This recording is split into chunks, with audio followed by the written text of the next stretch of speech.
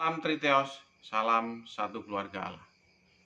Pada malam hari ini kita akan lanjutkan konten kemarin dengan judul Blind Spot, titik rabun, dan titik light spot, doktrin homoousios pribadi.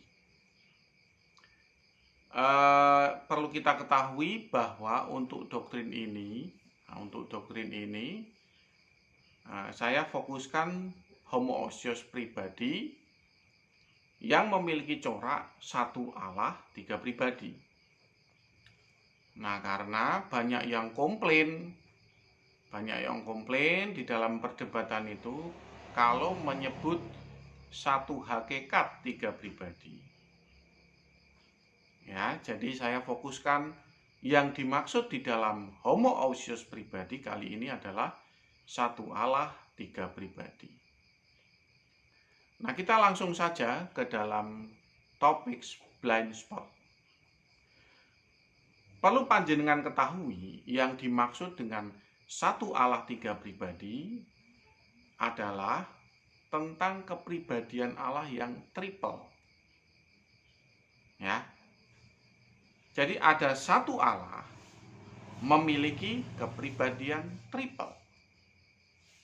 Ya, bukan kepribadian ganda tapi kepribadian triple. Jadi nggak tanggung-tanggung itu. Kalau kepribadian ganda itu masih mending gitu. Itu kepribadiannya tuh triple. Jadi satu Allah, tiga pribadi. Ya coba saja panjenengan tanyakan kepada mereka yang sudah sekolah psikologi ya. Apakah satu Allah tiga pribadi ini sebagai sesuatu yang wajar kita sematkan kepada Allah yang agung atau sesuatu yang keliru? Nah, silakan panjenengan tanyakan pada orang psikolog. Ya, kalau orang psikolog itu berkata, "Oh iya, betul." Ya, Allah itu maha kuasa. Ya, sekalipun buat manusia itu disebut skizofrenia atau berkepribadian triple, tapi buat Allah itu sebagai sesuatu yang agung dan mulia. Karena apa? Karena Allah itu maha kuasa. Nah, kalau jawaban seorang psikolog seperti itu, ya saya tidak menyalahkan. Ya, berarti doktrin ini adalah doktrin yang tepat buat panjenengan. Tapi jangan berbesar hati dulu. Karena sekalipun panjenengan dan ahli psikologi itu mengiyakan, ya, tapi saya tetap tidak mau ikut. Ya, biarlah itu menjadi milik panjenengan. Ya, Allah yang seperti itu biarlah menjadi milik panjenengan. Ya, saya nggak mau ikut-ikutan. Langsung saja kita buka Wahyu 3 ayat 14. Ini adalah titik blind spot doktrin homoousios pribadi. Ya, saya bacakannya. Wahyu 3 ayat 14. Kepada jemaat di Laodikia, dan tuliskanlah kepada malaikat jemaat di Laodikia. Inilah firman dari Amin, saksi yang setia dan benar, permulaan dari ciptaan Allah. Ya. Jadi di dalam bahasa Yunaninya kita sudah kenal yang dimaksud dengan permulaan dari ciptaan Allah adalah arche tes ketisios. Ya kan? Nah, panjenengan yang sudah masuk dalam dunia apologet itu pasti tahu apa yang saya maksud ini. Gitu. Sedulur Triteos, ini merupakan titik blind spot. Titik blind spot dari mereka yang berdoktrin homoousios pribadi. Bahkan saya melihat ya, cenderung ini merupakan titik hate spot. Hate spot. Nah, jadi ini ayat yang cenderung itu mereka benci dengan ayat ini. Ya. Tafsirannya kita. Ya, mereka benci dengan ayat ini yang kita tafsir gitu. Loh, kok bisa demikian? Karena kita menafsir ya bahwa anak Allah itu adalah ciptaan sulung.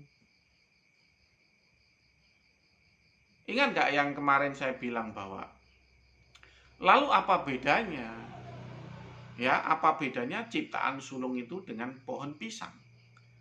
Ya, kalau anak Allah ciptaan, pohon pisang juga ciptaan, lalu apa bedanya? Ingat enggak konten yang saya buat kemarin itu? Mereka membuat narasi yang sampai segitunya. Ya, itu karena apa? Karena sudah pada level hate spot. Jadi levelnya tuh level kebencian. Nah, sudah tidak objektif lagi. Ya, mereka sangat membenci tafsir ayat ini ya. Ya, tafsir ayat ini yang di luar tafsir mereka. Ya, karena ayat ini memang bisa ditafsir bias, bisa ditafsir bermacam-macam. Begitu. Ya, itu hak mereka, itu hak mereka. Nah, tapi di konten saya, karena memang saya terpanggil untuk memberikan kesadaran bagi panjenengan yang sedang memilih satu di antara 4 corak Trinitas, saya harus jelaskan bahwa apa yang mereka lakukan itu sebetulnya titik blind spot. Ya, karena memang yang tertulis ya memang seperti itu. Arketes ketisios itu adalah permulaan ciptaan Allah. Itu adalah sang alfa atau permulaan ciptaan Allah. Makanya Tuhan Yesus sering berbicara, aku adalah alfa dan omega. Yesus itu sang alfa, itu permulaan dari ciptaan Allah, sekaligus pencipta kita. Jangan lupa itu sekaligus pencipta kita. Ya kan, kemarin sudah saya jelaskan yang namanya tatanan triteos itu adalah ciptaan sulung menjadi sekaligus pencipta dari platform surga dan bumi. Ya memang begitu tatanannya. Kita kan hanya terima bersih. Apa skenario yang tertulis di Alkitab, kita hanya mengaminkannya. Mudeng ya. Lalu diperkuat lagi di dalam Kolose 1 ayat 15 ya. Saya bacakan. Ia adalah gambar Allah yang tidak kelihatan, yang sulung lebih utama dari segala yang diciptakan. Nah, kita lihat di dalam bahasa Yunaninya. Ya. Hos estin eikon, taugotou auratou, prototokos pases ketiseos. Prototokos apa? Prototype. Prototype. Model awal. Ciptaan awal. Adam Kadmon. Nah, di titik ayat inilah ya, doktrin homoousios pribadi itu mengalami blind spot. Bahkan blind spotnya itu tidak hanya sekedar blind spot. Mereka tuh sudah menuju ke arah hate spot di tafsiran yang di luar mereka. Ya, pasti mereka menuduh saya itu entah bidat, entah sesat, masuk neraka, merendahkan Yesus. Padahal saya sudah jelaskan berkali-kali, bahkan berulang kali di dalam perdebatan ya. Kalau kita ini ingin melindungi Tuhan, ingin melindungi Allah kita ya daripada teolog-teolog nekat ya yang membuat narasi satu Allah tiga pribadi, kita harus memperkuat segel ini.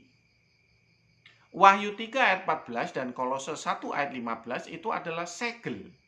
Segel yang ingin dijebol oleh para teolog nekat. Ya, makanya mereka tuh sangat benci dengan tafsir kita yang menyatakan bahwa anak Allah itu adalah ciptaan sulung. Ya, karena memang mereka itu memiliki hasrat yang aneh bagi kita ya. Bagi kita yang berpaham subordinat tuh aneh. Jadi Allah berkepribadian triple itu sesuatu yang mulia dan agung. Bagi saya itu cukup aneh. Bagi saya loh ya, bagi saya. Ya, silakan tanya orang psikologi. Ya. Tapi kalau orang psikologi itu juga terpengaruh dengan doktrin homoousios pribadi, dan menyatakan bahwa karena Allah itu maha kuasa, ya, sekalipun beliau itu satu Allah tiga pribadi, tetap mulia dan tetap layak untuk kita agungkan. Ya, saya nggak bisa apa-apa. Ya, namanya juga doktrin Trinitas itu sifatnya kesadaran. Kesadaran, bro. Apa yang saya sampaikan di sini adalah sifatnya kesadaran. Saya hanya ingin menepuk bahu panjenengan, sadar ya. Satu Allah tiga pribadi itu bukan Allah yang mulia.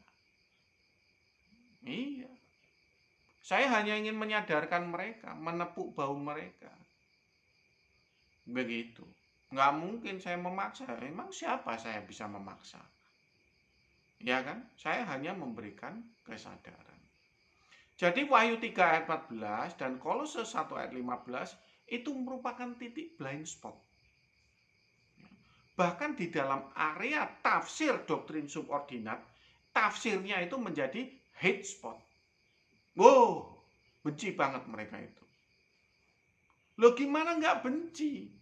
Mereka sangat mengagung-agungkan, ya, sosok yang satu Allah tiga pribadi. Begitu loh. Oh, sangat mengagung-agungkan. Bagi mereka sosok satu Allah tiga pribadi itu sosok Allah yang sangat mulia, sangat maha kuasa, sehingga sampai-sampai apapun keinginan Allah, walaupun terasa aneh di dalam dunia psikologi, tetap dianggap mulia dan agung. Luar biasa. Bagi kita yang berdoktrin subordinat itu jelas-jelas tuh menabrak tatanan. Menabrak tatanan. Satu Allah berkepribadian triple itu menabrak tatanan. Ya, ngerti ya? Itu merupakan titik blind spot. Nah, titik buta. Nah, di mana orang-orang homoiousios pribadi itu benar-benar sudah tidak bisa lagi membedakan tangan kiri dan tangan kanan, dan tidak bisa. Udah parah. Oh, segel Wahyu 3 ayat 14 dan Kolose 1 ayat 15 itu dijebol. Dijebol karena mereka memang teolog nekat. Ya, dijebol. Nah, orang-orang subordinat ini, ya, yang menjaga segel ini. Ya, panjenengan gimana? Ya kan? Nah, coba panjenengan renungkan. Panjenengan renungkan, mosok satu Allah tiga pribadi itu adalah sebagai sesuatu yang agung dan mulia, sebagai sesuatu yang sesuai dengan karakter Tuhan. Padahal firman Tuhan sendiri berbicara, ya, jika ya katakan ya, jika tidak katakan tidak. Lebih dari itu merupakan dari si jahat. Ya, saya juga nggak tahu kenapa bisa berubah begini. Ya, tanyakan pada rumput yang bergoyang. Ya kan? Nggak tahu saya. Ya, kenapa bisa berubah begini gitu. Doktrinnya itu bisa memuja, menyembah dan memuliakan satu Allah tiga pribadi. Iya. Loh, kenapa kok mereka tuh sampai ke arah situ? Karena segel pengaman Wahyu 3 ayat 14 dan Kolose 1 ayat 15 itu dijebol. Dijebol, bro. Ya, untuk apa? Untuk mengejar itu loh. Mengejar obsesi. Mengejar keinginan, hasrat, devosi tertinggi. Menyembah Allah, satu Allah, tiga pribadi itu. Disembah dengan obsesi yang tinggi, sehingga Wahyu 3 ayat 14 dan Kolose 1 ayat 15 itu yang merupakan segel nekat dijebol.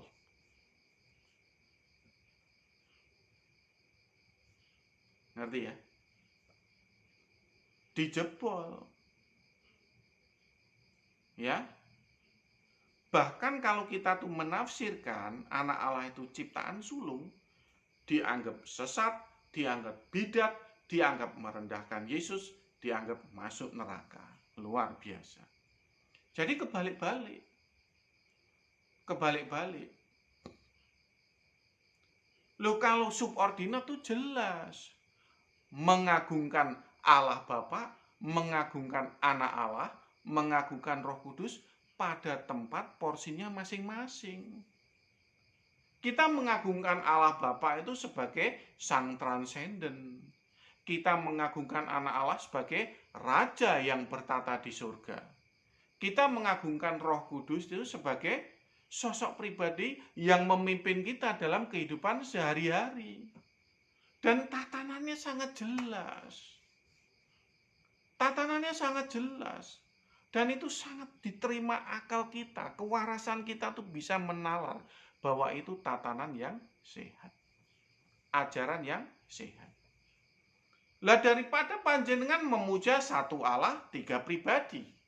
Jelas-jelas dalam ilmu psikologi itu disebut ya, satu Allah kepribadian triple. Lah kalau saya kan bukan orang psikologi. Ya, saya takut menilai kalau keliru. Nah, siapa tahu kalau bagi orang psikologi itu memang kemuliaan, itu memang keagungan, ya, itu nggak apa-apa karena Allah itu maha kuasa, suka-suka beliau. Ya, kalau mereka tuh sepakat begitu ya saya nggak bisa apa-apa. Tapi yang saya katakan ini kan buat panjenengan yang menyimak konten saya ini supaya sadar. Saya menepuk bahu panjenengan. Sadar. Sadar. Sadar. Ya, jangan ikut-ikutan menjebol segel Wahyu 3:14 dan Kolose 1:15. Ya, kalau mereka yang sudah menetapkan diri menjadi teolog nekat ya nggak apa-apa. Tapi jangan panjenengan ikut-ikutan. Ya, jangan panjenengan ikut-ikutan. Ya biarlah mereka itu yang menjadi teolog nekat, ya sudah. Itu kan memang sudah free will-nya mereka. Ya menjadi teolog nekat, ya kan? Ya kan mereka kan ingin istilahnya tuh meninggikan Yesus di area pucuk. Di area pucuk. Di area prima causa transendental, area pucuk. Apakah keinginan Tuhan Yesus seperti itu? Oh, belum tentu. Lihat ayatnya, ya. Lihat ayatnya di 1 Korintus 15 ayat 28. Ya, lihat ayatnya ini. Apakah kehendak Tuhan Yesus seperti itu? Lihat ayatnya. 1 Korintus 15 ayat 28.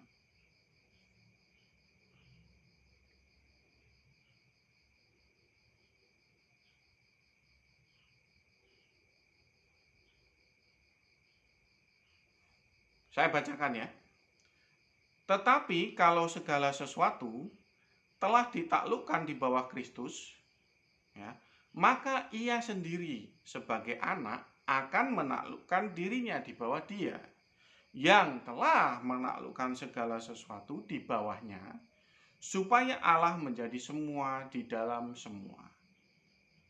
Saya tafsirkan ya. Tetapi kalau segala sesuatu telah ditaklukkan di bawah Kristus Yesus, maka ia sendiri sebagai anak Allah akan menaklukkan dirinya di bawah Allah Bapa, yang telah menaklukkan segala sesuatu di bawah anak Allah, supaya Allah Bapa menjadi semua di dalam semua. Ya, saya garis bawahi ya. Maka ia sendiri sebagai anak Allah akan menaklukkan dirinya di bawah Allah Bapa. Jadi tidak ada ayat yang menjelaskan bahwa anak Allah itu ingin meninggikan dirinya setara dengan Allah Bapa di area pucuk. Nggak ada. Nggak ada ayatnya, bro. Mudeng. Itu titik rabun. Ya, 1 Korintus 15 ayat 28 itu titik rabun. Ya, panjenengan tuh samar-samar, nggak bisa menafsir 1 Korintus 15 ayat 28 dengan baik. Nah, saya tahu panjenengan bilang itu adalah keekonomian Allah. Ya. Tapi nggak ada di 1 Korintus 15 ayat 28 tertulis ini hanya keekonomian Allah. Nggak ada. Ya itu cuman gotak gatuk panjenengan itu. Karena itu merupakan ayat titik rabun. Ya, cuman ya memang ayat kalau sudah di dalam area titik rabun itu seperti kita itu sedang main bola tuh gocek kiri, gocek kanan. Iya. Oh, itu subordinatnya tuh hanya keekonomian Allah, begitu kan? Gocek kiri, gocek kanan begitu, main bola gitu kan. Ya anehnya banyak yang percaya, saya juga heran. Ya karena di brainwash berulang-ulang. Ya, itu bukan sejatinya seperti itu, tapi itu keekonomian Allah. Ya maksudnya apa keekonomian Allah? Ya maksudnya tuh begini, Yesus itu sebetulnya ya tidak takluk dalam arti yang sungguh-sungguh begitu. Dia tuh memang ingin menyetarakan Allah Bapa di area pucuk gitu ya. Di area pucuk Yesus tuh ingin menyetarakan dirinya di area prima causa dan transcendent ya. Tapi karena itu ya kelihatan berlebihan ya, suatu ketika dia harus ya merendahkan dirinya sesuai dengan keekonomian Allah begitu. Aneh, aneh. Ada doktrin seperti itu. Wah, benar-benar titik rabun itu sudah. Wah, benar-benar terbukti bahwa itu titik rabun. 1 Korintus 15 ayat 28 itu titik rabun. Udah nggak bisa objektif lagi. Ya, dalam menafsirkan itu ayat udah nggak objektif. Ya mana ada bunyinya bahwa itu adalah keekonomian Allah. Nggak bisa bro. Nggak bisa. Ya, itu aneh. Ya, itu tafsir yang aneh. Tafsir yang aneh. Itu benar-benar titik rabun. Yo namanya 1 Korintus 15 ayat 28 ditulis ya, tulisannya sangat jelas. Ya, ia menaklukkan dirinya di bawah Allah Bapa. Sangat jelas, Bro. Ya. Nggak ada tertulis di keterangan itu selanjutnya itu hanya keekonomian Allah. Aslinya nggak begitu. Aslinya tuh anak Allah ya ingin menyetarakan dirinya dengan Allah Bapa. Nggak ada. Nggak ada, Bro. Nah, saya tahu panjenengan pasti mikir tentang Filipi 2 ayat 6. Saya tahu itu. Ya memang ya. Saya tahu bahwa Filipi 2 ayat 6 itu merupakan titik light spot. Titik light spot. Tapi panjenengan jangan seneng dulu. Itu kan tafsirnya panjenengan ya. Kita bacakan ya Filipi 2 ayat 6.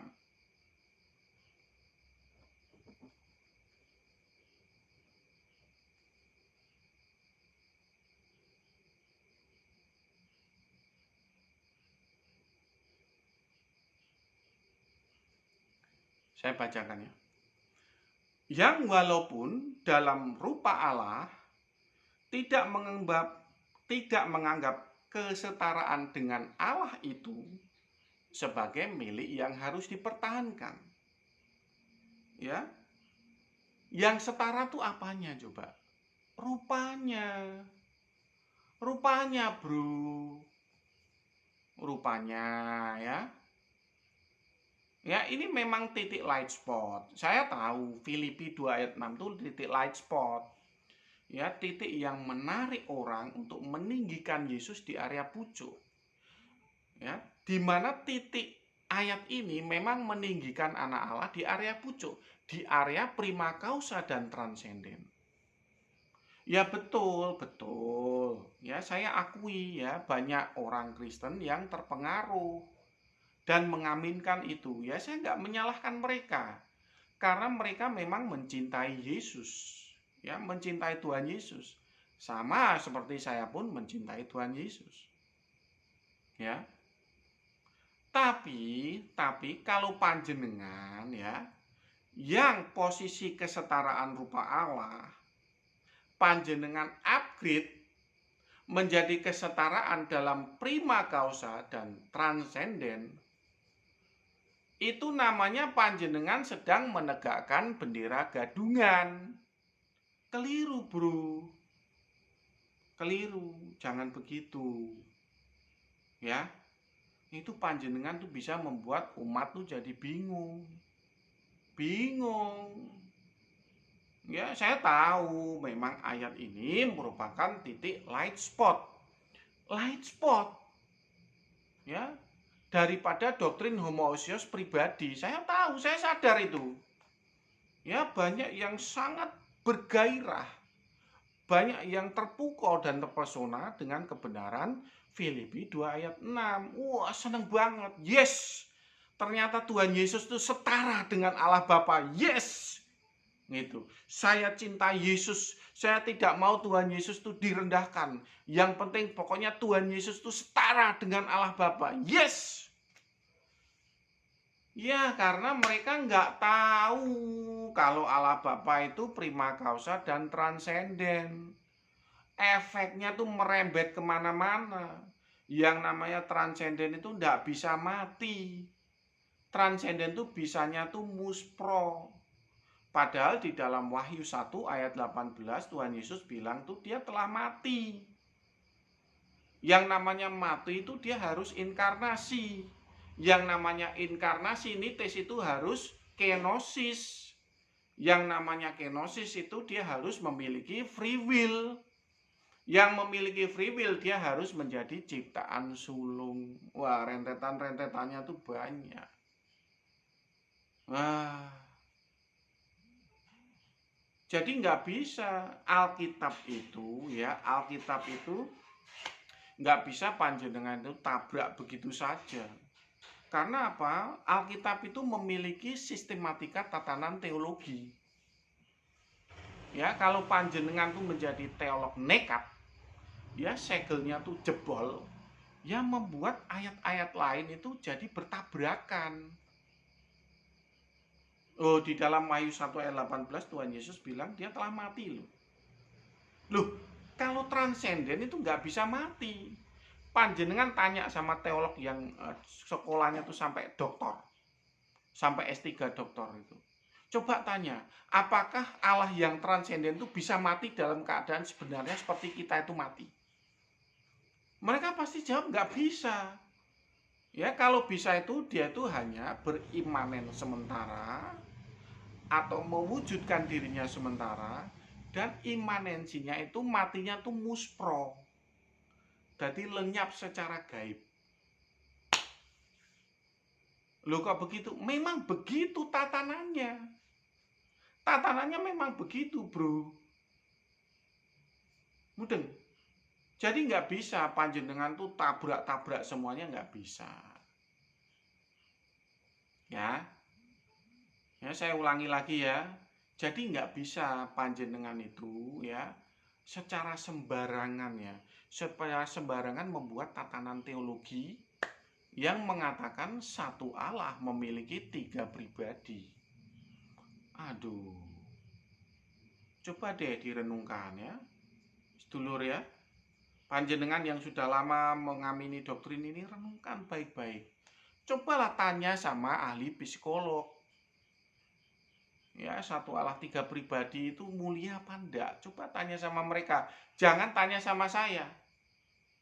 Ya, jangan tanya sama saya. Tanya sama mereka.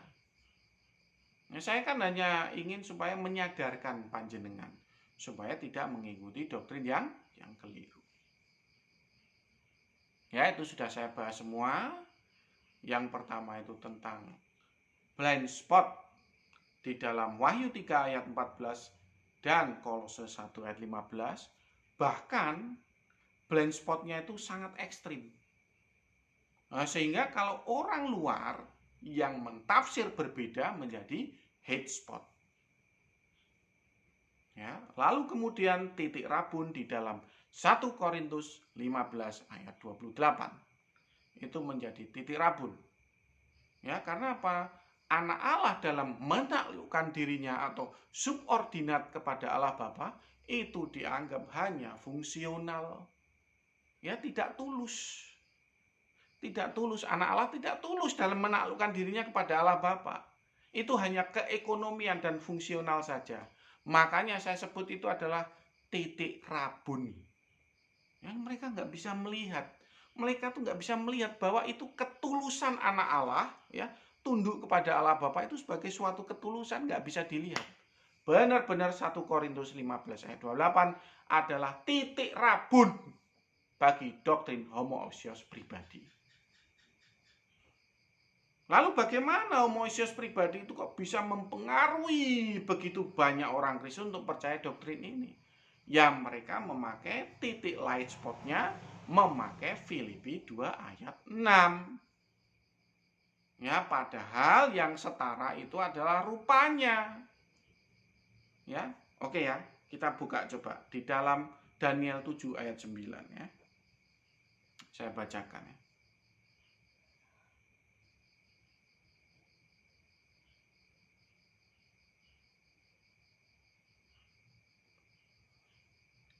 Daniel 7 ayat 9. Sementara aku terus melihat, tahta-tahta diletakkan, lalu duduklah yang lanjut usianya. Pakaiannya putih seperti salju, dan rambutnya bersih seperti bulu domba. Kursinya dari nyala api, dengan roda-rodanya dari api yang berkobar-kobar. Ini siapa? Ini adalah imanensi daripada Hashem. Imanensi daripada Hashem yang ensof itu berbentuk seperti itu, yang lanjut usianya. Ya, ini bukan imanensinya anak Allah, bukan. Bukan, Bro. Ya, bukan. Waduh, panjenengan bagaimana? Nah, ini lihat nih.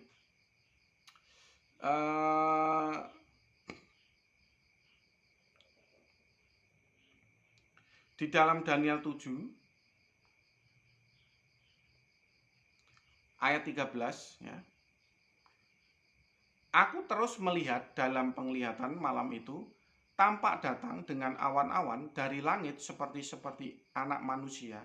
Datanglah ia kepada yang lanjut usianya itu, dan ia dibawa ke hadapannya. Ini anak manusia ini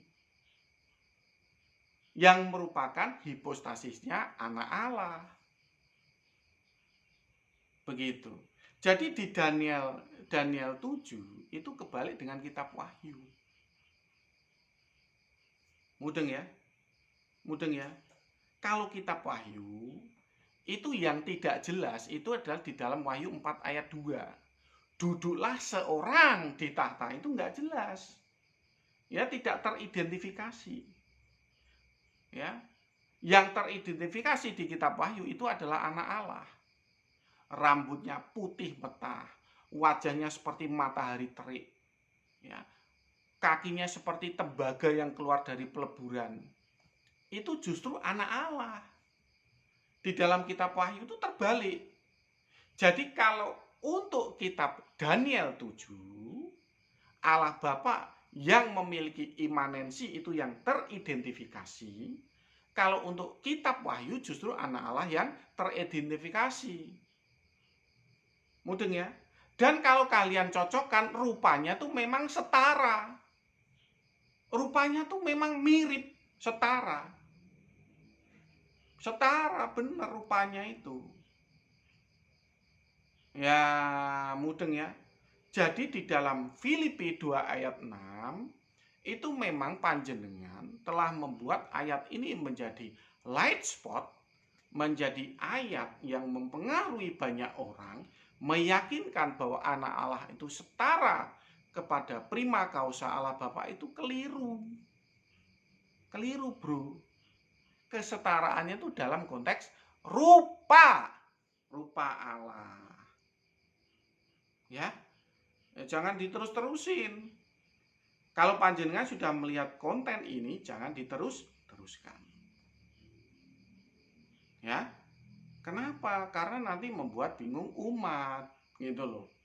Umat tuh jadi bingung, ya, dengan tatanan teologi yang panjenengan buat. Ya, satu Allah, tiga pribadi, itu cukup membuat orang banyak menjadi bingung. Ya, semoga apa yang saya sampaikan ini bisa membuka pikiran panjenengan. Ya, bahwa panjenengan itu telah mengikuti doktrin yang keliru. homoousios pribadi, satu Allah tiga pribadi itu adalah doktrin yang salah. Ya, semoga kalian bisa mengkoreksi dan semoga bisa memiliki pikiran terbuka terhadap apa yang saya sampaikan. Gitu aja ya sedulur ya. Saya akhiri konten ini. Sudah jelas ya apa yang saya sampaikan? Clear ya? Salam Triteos, salam satu keluarga Allah. Tuhan memberkati.